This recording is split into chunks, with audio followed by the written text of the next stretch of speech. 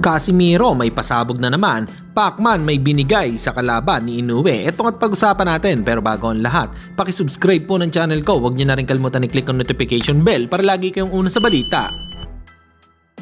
Pag-usapan nga po natin mga kaboxing ang controversial na sinabi ni Bob Arum. Maring sinabi nito na mas magaling daw itong si Naoya Inoue kumpara kay 8th Division World Champion Manny Pacquiao. Sinabi nga nito na agresibo umano si Pacman kung lumaban, kung kaya ito na knockout ni Marquez. Di katulad ni Inoue na talagang disiplinado sa laban.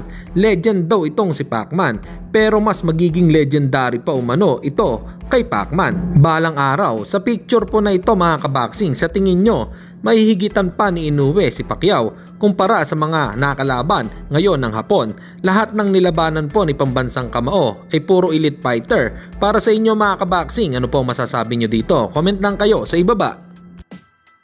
Samantalang opponent ni Naoya Inoue na si Kim Ye-jun ay binigyan ni pambansang kamao Manny Pacquiao ng boxing gloves na may pirma nga po nito. Marahil ay excited na nga po ang mga manonood kung paano ang performance na ipapakita nito sa harap ni Naoya Inoue, dahil madami ang nagsasabi knockout daw ang sasapitin nito.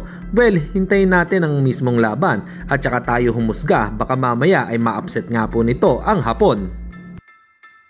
At sa kabilang balita naman tayo mga kaboxing, tila may pasabog na naman si 3 Division World Champion Jandrel Cuadrolas Casimiro na birada kay Japanese Monster Naoya Inoue. Ayon nga sa kanyang sinabi dito ay, "Kaya nga walang bilib ang mga puti sa'yo Inoue, halatang halata na sa kakahintay mo sa akin na humina ako.